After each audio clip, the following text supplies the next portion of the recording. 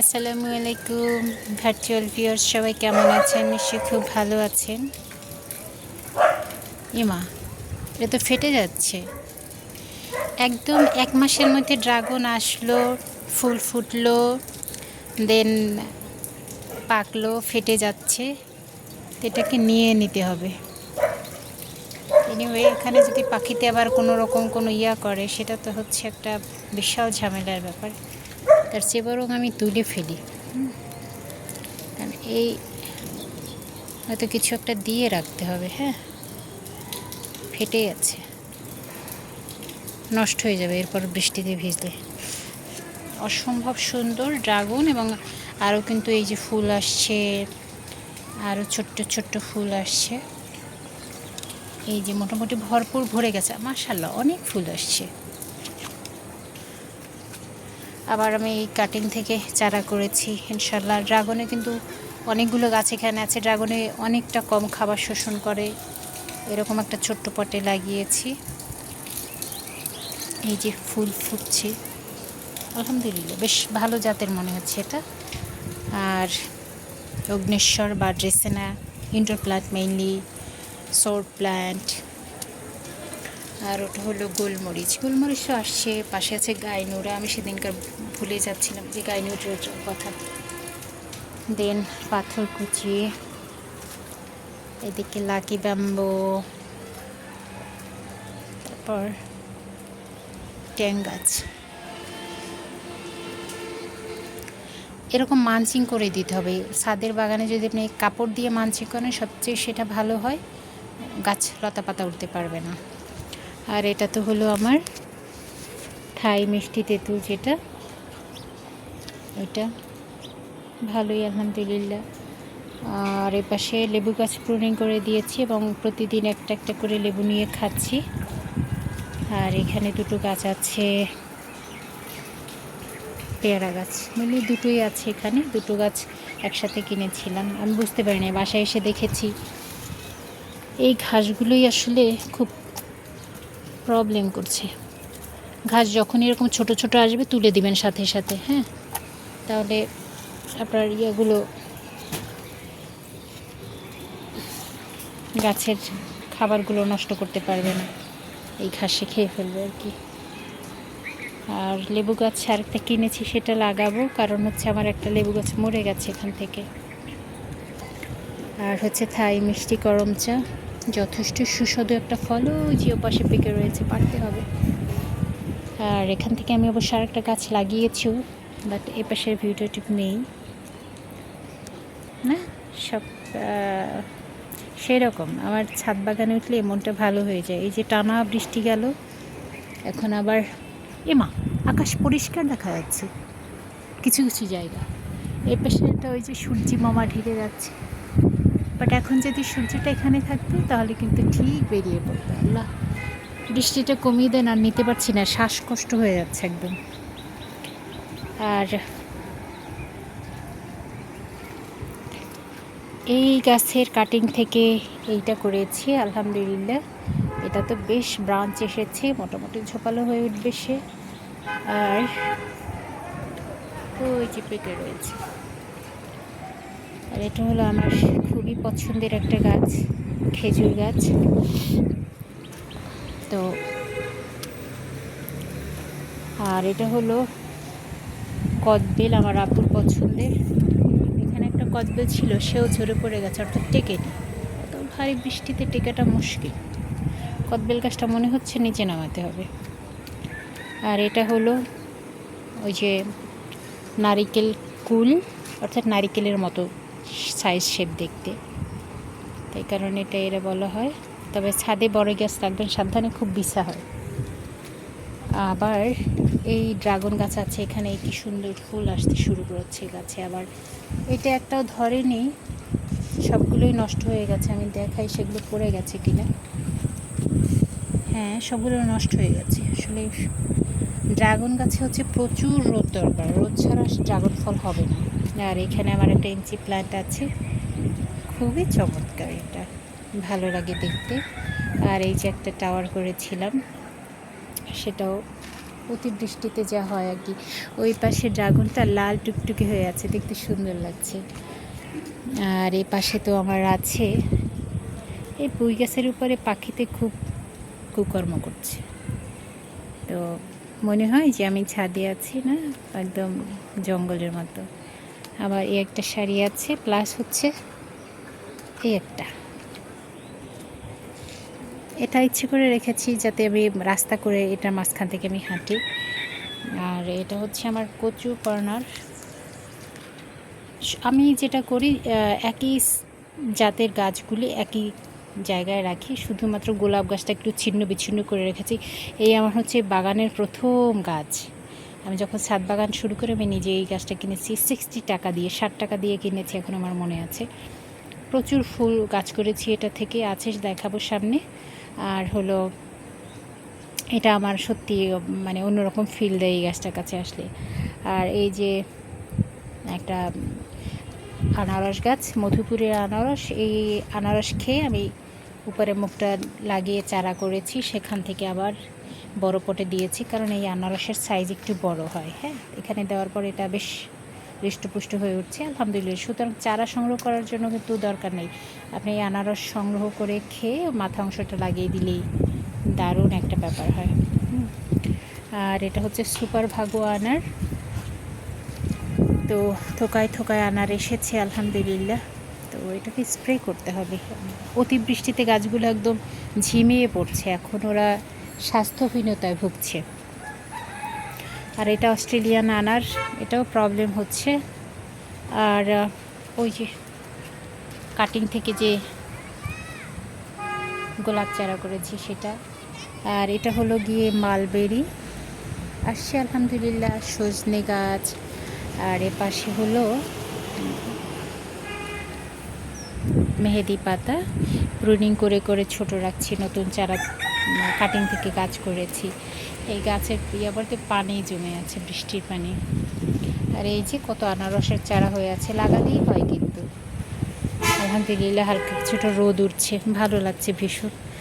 আর এটা হলো আমার থাই আনারটা আমার মনে হয় এটা থেকে কাটিং করাটা ভালো হবে, কারণ এটা একটু রোদবেলায় কম হয় মনে হচ্ছে আলহামদুলিল্লাহ। আর এই থানকুনি পাতা সম্ভবত বিড়ালে খেয়েছে, বিড়ালের পেটে প্রবলেম হচ্ছিল, বোঝাই যাচ্ছে।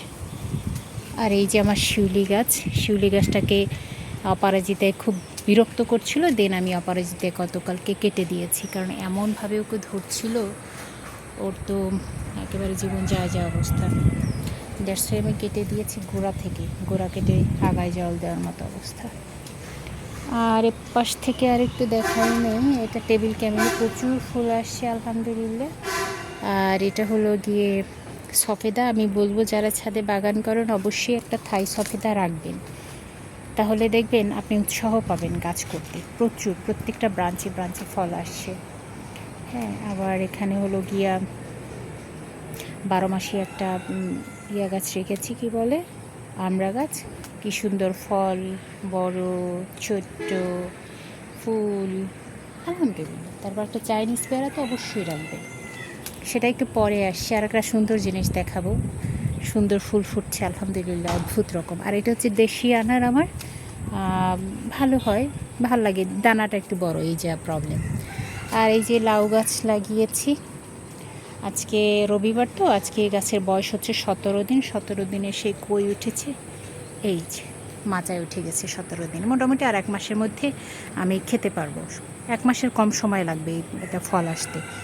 মোটামুটি এখন ব্রাঞ্চিও করে দিলে ও ফুল আসবে। আর এটা হচ্ছে আমার কাঠগোলাপ, গোলাপ ফুটে আছে, এপাশেও ফুটে আছে, চমৎকার না? গাছটা বেশ বড় হয়েছে, এবার রিপোর্ট করে দিয়েছি। আর এপাশে আরও কিছু আছে, হলো ড্রাগনের চারা, আর আবার হলুদের চারা করছি। এই যে আমি যেটা দেখাবো করে বলছিলাম, সুবহানাল্লাহ, মানে ইটস অ্যামেজিং। এটা খালি চোখে দেখতে যে কি ভীষণ সুন্দর। আমি আসছি পর এটাতে ফুল আসছে, ফলও খেয়েছি 1 মাসের মধ্যেই। কিন্তু আমি যেটা দেখলাম ড্রাগন আবার এই চেরি গাছটি আমাকে বেশ মুগ্ধ করে ফেলেছি। দেখুন একদম সব ব্রাঞ্চে ব্রাঞ্চে ফুল ফুটে আছে। এইটা দেখে তো পাগল করার মতো অবস্থা। এবং এই ফলটা খেতেও কিন্তু দারুণ সুস্বাদু এবং ঠাসা ভিটামিন সিতে। আমি এখান থেকে আসলে নজর ফেরাতে পারছি না। আপনার কি ভালো লাগছে না? এই যে আমরা চেরি গাছ দেখতে আমরা জাপানে যাই না, সেই চেরিগুলো অবশ্য ভিন্ন চেরি। আমার এটা হচ্ছে বারবাডোস চেরি, বাট এইগুলো কিন্তু দেখতে কম সুন্দর না, অসম্ভব সুন্দর। প্রকৃতির যত গাছ আছে আমার সবই ভালো লাগে। ভালো লাগে না কি আমার আসলে, আমার সব কিছু ভালো লাগে আলহামদুলিল্লাহ। হালাল যা কিছু সব কিছু ভালো লাগে, এটা একটু বলে নেওয়া ভালো। তো গাছের কচি কচি পাতা ছেড়েছে। আর এটা হলো আমার চাইনিজ পেয়ারা। আমি সেটা বলি যে ছাদ বাগান করতে গেলে অবশ্যই একটা চাইনিজ পেয়ারা রাখবেন। এর কারণ হলো এটার বেয়ারিং অনেক ভালো এবং এটা আপনাকে 12 মাস ফল দেবে। আমি একটা ছিঁড়ে নিলাম, দেখি বিসমিল্লাহ। জানুন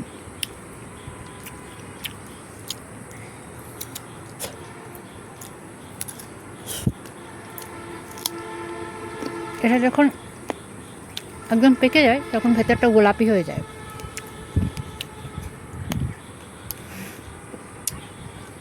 মোবাইল এনেছো? আনোনি কেন? চেরি দেখো কি সুন্দর, এনে দেই আমি। আমার এর সাথে মন ভালো হয়ে গেছে। আমার আপু মনে চলে আসছে।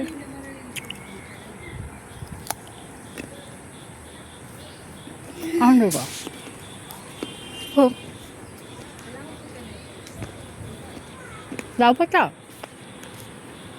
নিও।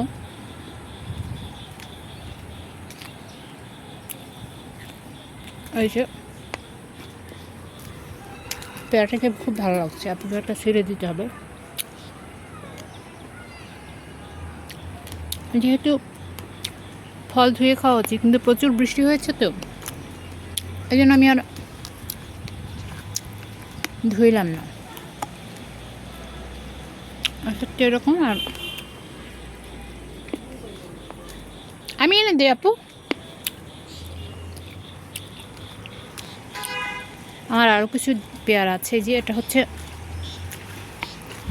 দেশি পেয়ারা।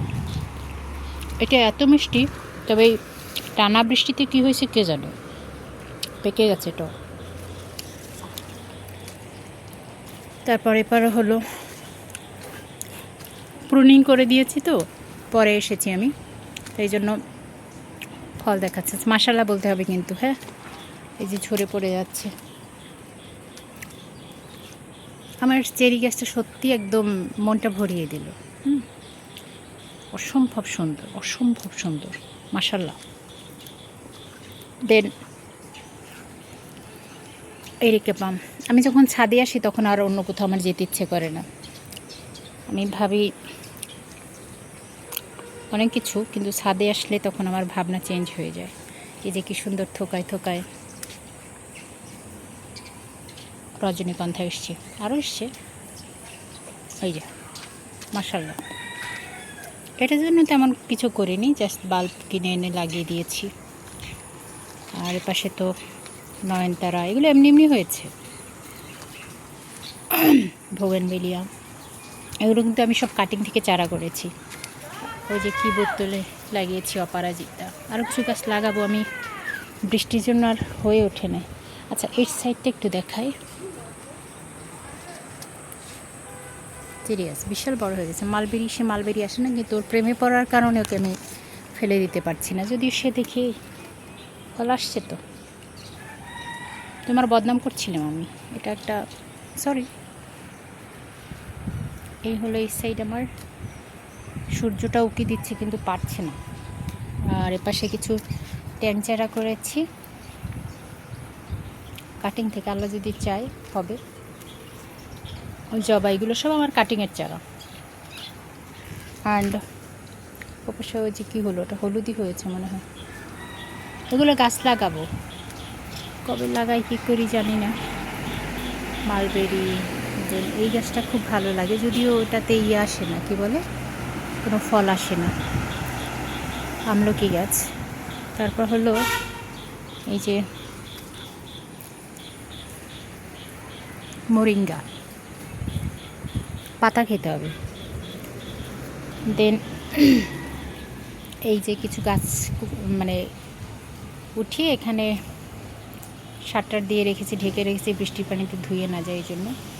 আর এই যে 1 মাসের মধ্যে কি চমৎকার লাল পুঁইশাক হয়েছে। আমি কিন্তু বাজার টাজার একটু কমই করছি। এখানে একটা আপেল গাছ ছিল, সেটা নিয়ে এখন মরে গেছে, পুঁইশাক হয়েছে।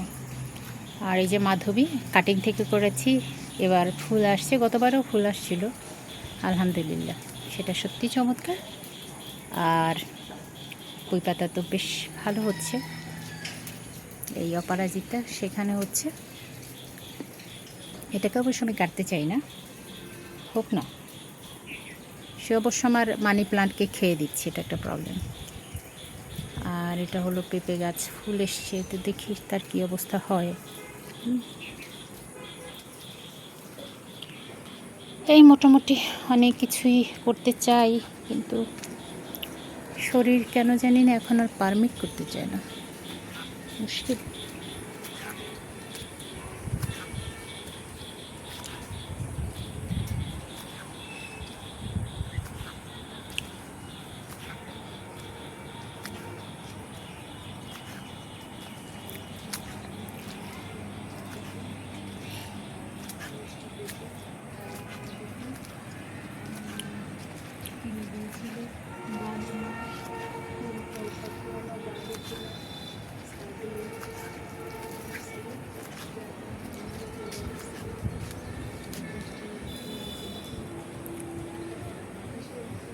এখান থেকে তাকালে কিন্তু মনে হবে না যে আমি গিয়েছি, মনে হয় না ঘন জঙ্গলে আছি।